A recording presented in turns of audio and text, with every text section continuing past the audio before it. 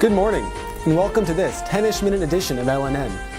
Coming up on this episode, Bugs Bunny in critical condition after being shot multiple times by what witnesses are describing as a 4-foot-tall hunter.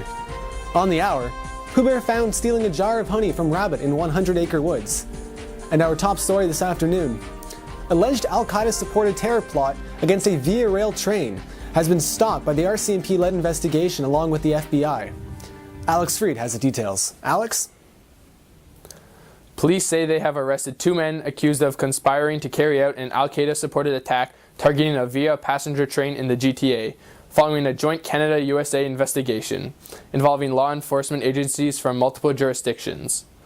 Police named the two accused as Chiheb Essinger, 30, of Montreal, and Rahid Yasser, 35, of Toronto. The two men have officially been charged with the crime of conspiracy to carry out a terrorist attack and conspiring to murder persons unknown for the benefit of, at the direction of, or in association with a terrorist group. RCMP officials said the two accused have plotted to derail a passenger train. Jennifer Strawn, Chief Superintendent of RCMP Criminal Operations in the province of Ontario, said the two suspects watched trains and railways in the Greater Toronto area. There was a specific route targeted, not necessarily a specific train, said Strawn during a press conference attended by LNN representatives. Officials have not yet released the route, although it has been speculated that the attack was to take place on a bridge in the Niagara Falls area.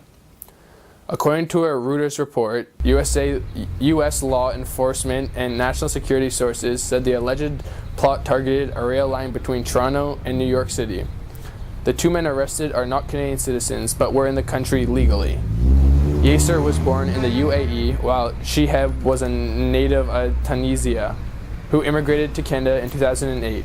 Chiheb studied at the University of Sherbrooke before moving to the Institut National de la Recherche Scientifique in Vernes, Quebec. The RCMP accused the two men of conspiring to commit an Al-Qaeda-supported attack. RCMP Assistant Commissioner James Meliza said the two accused were getting direction and guidance from Al-Qaeda in Iran. Officials said while they believe the individuals accused had the capacity and intent to carry out an attack, although they believe there was no imminent threat to the public, rail employees, train passengers, or infrastructure. In a statement, Via Rail reiterated that at no time was there an imminent threat to the safety of the public or Via Rail passengers or staff. Back to you at Morgan's Basement. Thanks, Alex. Nearly 9 years ago, one of the alleged terrorists, Rahid Yasser, was ordered deported from Canada.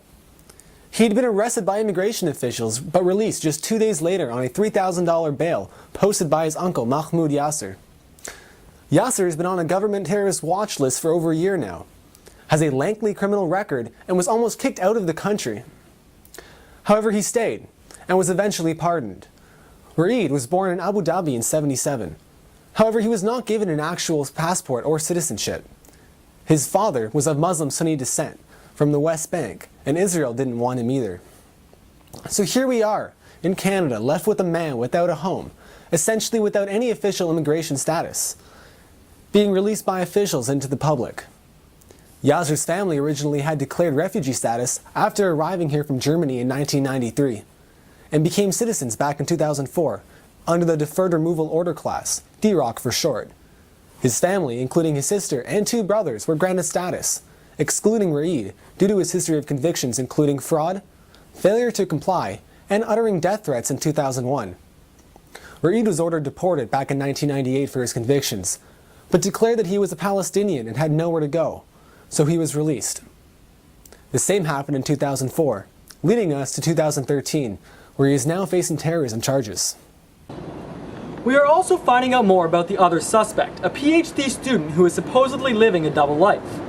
His neighbors referred to him as a neighbor from hell. He would scream like a maniac at all hours, remembered a man identified only as Michael, who lived in the same 20-unit Rosemount complex. Near the end, I couldn't take it anymore. Mr. Essiger's Kijiji-recruited roommates appeared to concur. According to the building's concierge, hygiene officials at one point forced one of them to leave in a huff, slamming the door on his way out. The concierge added that Mr. Essiger was a very religious man, very devout. One time, he set off the smoke alarm after cranking up all 4 of his stovetop elements to dry his shirt. Another time, he moved his charcoal barbecue inside, alleging it was too windy outside to cook. Tunisian-born and only recently granted permanent residency status in Canada, Mr. Essegeier remains officially registered as a doctoral student at the Institut National de la Recherche Scientifique, a research arm of the Université de Quebec. Regarding this whole incident, it's quite scary considering that we all take the VIA train quite often, and there obviously aren't as many major security precautions as in airports. I took to the streets to hear people's opinions about this event firsthand. I think that the general public reaction is one of obviously great concern, and the result of that is a heightened awareness of the threats that are out there. And the implications of that are probably that people will be more amenable to the kind of precautions that prevention of terrorism requires, and unfortunately sometimes that does affect people's freedom, and there are profound moral implications to that. I don't think it'll change how I use the train. I have no problem getting on Via Rail again. Okay, I have complete confidence in the system, and I know that they're on top of everything, so I have no problem. There are many problems which may arise from this investigation. We may end up seeing increased security at train stations around the world and tax hikes because of such. People may be too afraid to travel via commuter train, and that in turn can have effects on the economy. People do not realize the amount of money that companies such as Via Rail make on a day-to-day basis. Additionally, less people on the trains means more people on the roads, leading to more pollution. On the other hand, people may have a renewed trust in our law enforcement agencies, seeing how they acted in a safe and timely manner when investigating the crisis. Either way, only time will show the real effects of this investigation. Reporting live from outside Morgan's house, I'm Morgan Annisman. Back to you in Morgan's basement. This whole incident has been quite unsettling, considering that so many of us take the Via Rail quite often. Yeah, really. Personally, I'm still going to be taking the Via Rail train whenever I need to. You can't let things like this dictate your life. Mr. Essegeier appeared in a downtown court on April 24th. And even though advised by a judge to stay silent, he spoke out. Morgan was in the courtroom at the time and tells us what he saw. Still wearing the same clothes he was captured in last night, Chihab Essegeier was rushed to a downtown Toronto court, his words inside revealing what his expression here did not. During the trial, Essegeier interrupted the proceedings, asking to comment. The judge allowed it, not knowing what the alleged madman was about to say. I quote, "We know that this criminal code is not holy book. It's just written by a set of creationists. They're not perfect. Only the creator is perfect. We cannot rely on the conclusions taken out from these judgments." While Essegeier was one of only 2 men who allegedly conspired to derail a Via Rail passenger train, investigators believe that he was the leader, allegedly contacting others and asking them to carry out terrorist acts. Back in court, his comments changed nothing about the outcome. The judge denied bail. Reporting, I'm Morgan Annisman. We'll be right back with this special segment right after the break.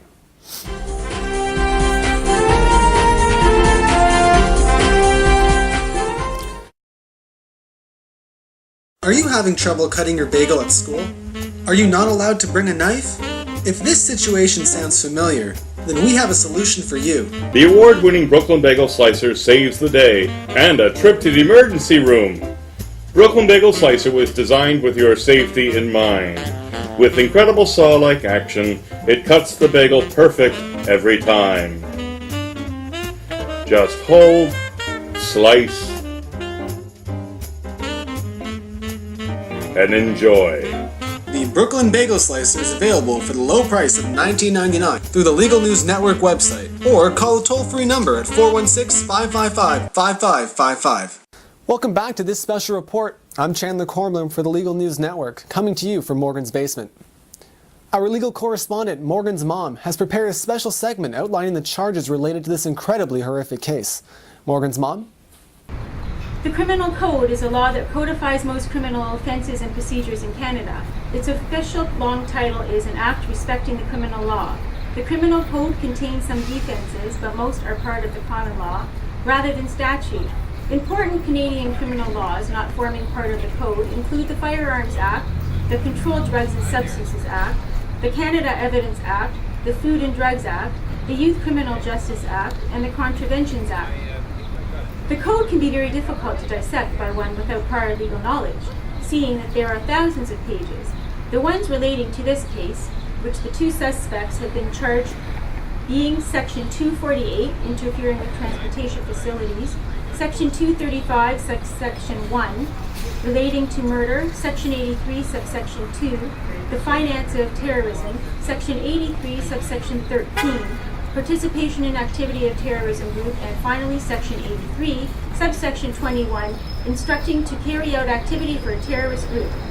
After the recent marathon bombings, and now the proposed attack on the Via Rail train, the House of Commons has decided to get together to create new laws that deal with terrorists. It is being called Bills S7. Some of the things they are trying to change are authorizing police to preemptively detain Canadians and hold them for up to 3 days without charging them. The bill will also allow authorities to imprison a Canadian for up to 12 months if the person refuses to testify in front of a judge at an investigative hearing, and make it a federal crime to leave or try to leave Canada for the purpose of committing terrorism or attending a terrorist training camp. This has been Morgan's mom for LNN. Wrapping up this news segment, I'm joined by Morgan and Alex here in the studio. Following this incident, Canadians are reminded of the radical terrorism threats that this country faces and the problems that our immigration system has. While many Canadians are in shock over the threat towards Canada, it is important to realize that we are very much still at risk of being attacked by the same radical Islamic terrorism that the US has unfortunately had to deal with. This incident, however, has installed some insurance in our government agencies to protect us against these types of incidents, and has shown that the US and Canada can successfully cooperate. That is absolutely right, Chandler. It is scary that Raed Yasser was supposed to be deported many years ago, and our system failed.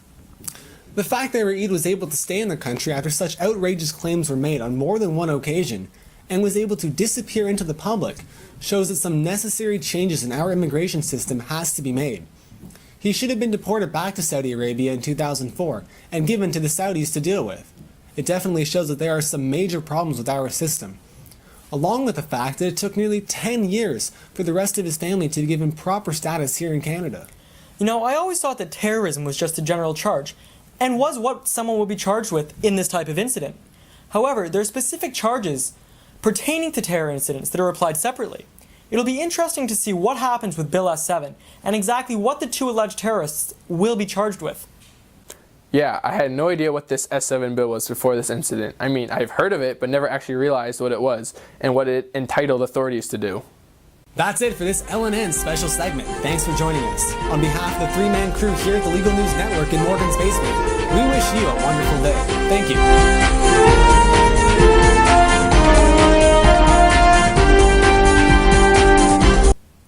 Coming up next, Elliot Moose is on the loose. More at noon.